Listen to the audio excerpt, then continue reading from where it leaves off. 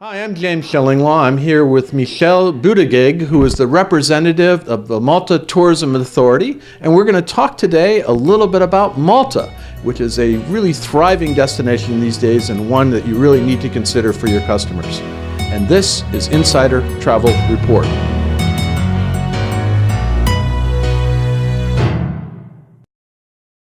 Now, Michelle, we've talked a lot about Malta over the years, so let's talk about how things are going this year. How are tourism numbers overall and specifically from the U.S. For 2017?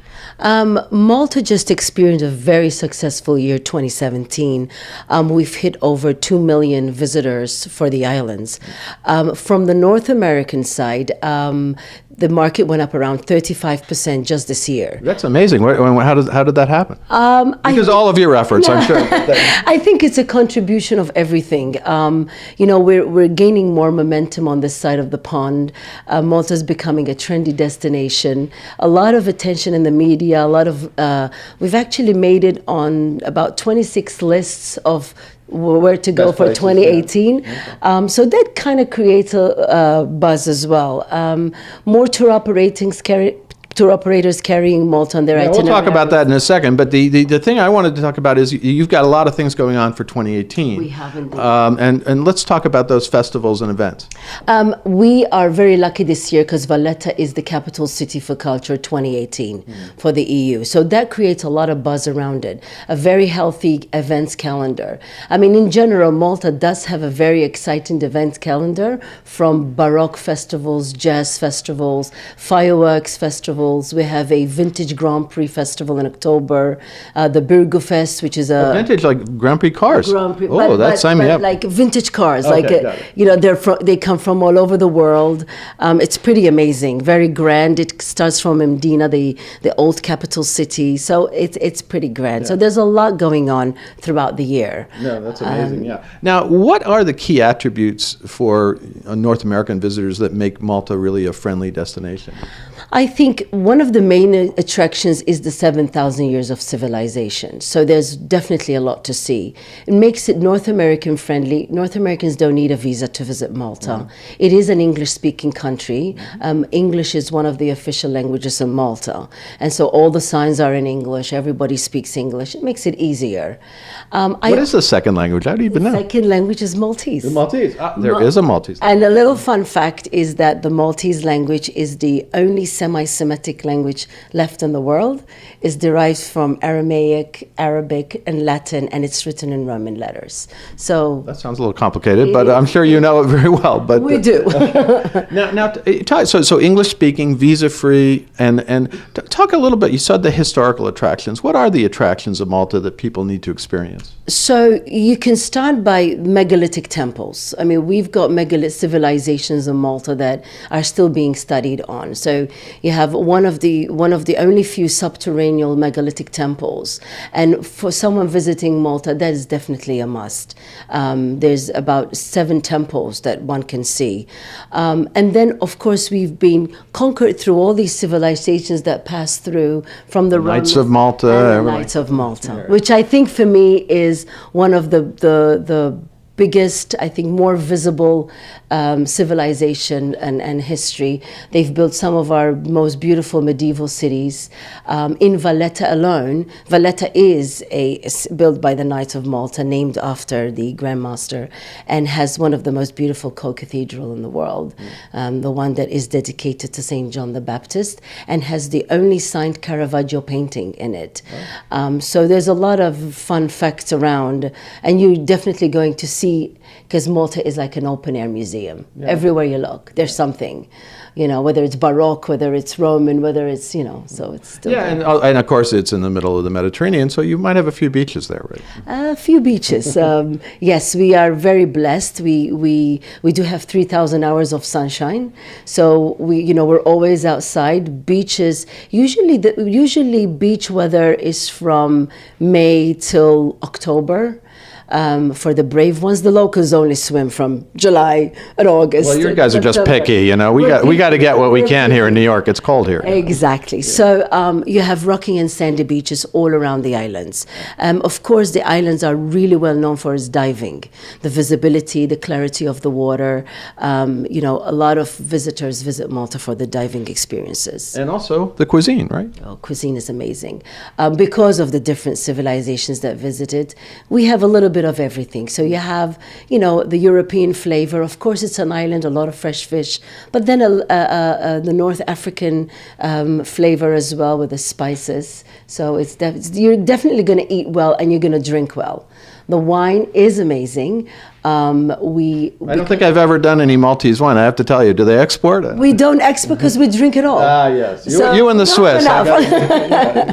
That's great. Yeah, so the cuisine is absolutely something you got to see. Now, I wanted to talk a little bit about the accommodations, too. I think people sometimes think, oh, there's sort of very high-end hotels. I know there's, the Corinthia brand is there and a lot of hotels there, but there is a range of accommodations, right? Absolutely. Well, the Corinthia Hotels actually is a Maltese company, so we're very proud of the Corinthias. But there are any other chain from the Hiltons, you know, Meridians, Marriott's now, the Grand Phoenicia Hotel, which is a leading hotel of the world, and the Shara Lodge, which is a preferred hotel. But then there's the smaller accommodation. The trend now is the small boutique hotels. And you'll find that the value is really good. Most of them are situated in these historical cities. Mainly, the trend started because Valletta needed more beds. So they started, you know, transforming these palaces into these boutique hotels, which are simply amazing. You're there. One in particular is one of my favorites, the Palace Prince d'Orange, which used to belong to a Dutch knight, which is with beautiful views. But then you have 4 3-star hotels as well, all throughout the islands.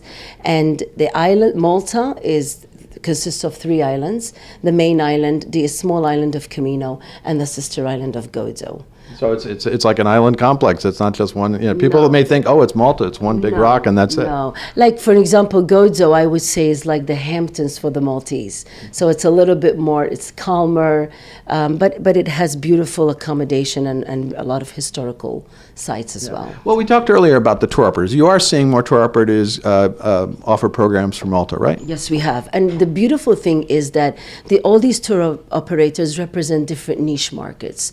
So you have the tour operator that specializes in religious pilgrimages, which, as you know, Malta is the islands of St. Paul.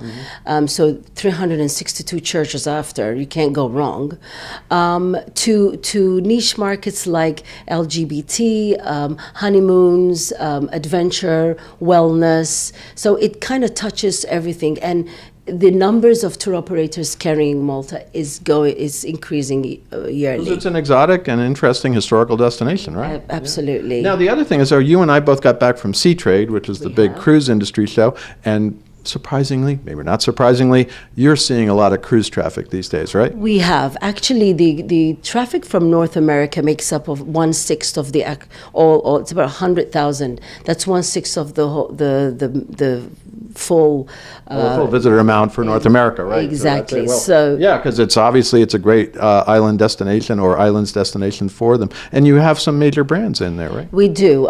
We've about 13 American cruise ships that stop, like Holland America, Regent Seven Seas, Princess, Celebrity. So there's about 13 of them, and also I think the way I see it is that, you know, Malta is when you take a cruise, it's like you're window shopping. And a lot of North Americans actually come back. Okay, So then this is why we started seeing an increase.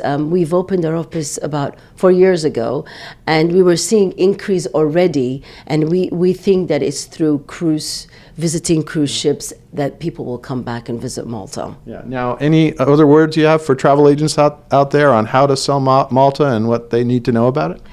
We actually have a great travel agent program that one can take and educate themselves on. But read. I mean, Visit Malta is a great source.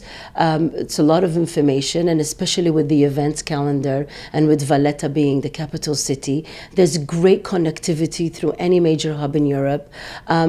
makes it very competitive in pricing as well. You can fly to Malta for $500 through Turkish Airlines. I just got my ticket for summer, $750. That's like I think I'm there. That sounds great. Yeah. It's amazing. So because there's more connectivities, there's more competition, and Malta is definitely, this is the time to be in Malta. You know, it's trendy, it's peaceful, and it's interesting. And I think one of the major attributes is the people of Malta. Really great people. You're going to make a friend. You're going to meet a character. Very welcoming. It is embedded in our DNA to welcome everybody, and it's definitely the place to be. Michelle, thank you very much for filling us all in on Malta. It's a place that I have not yet visited, but hopefully soon, one of these days, definitely want to shot. But thank you for this information, and it's all about Malta. And I'm James Shillinglaw, and this is Insider Travel Report.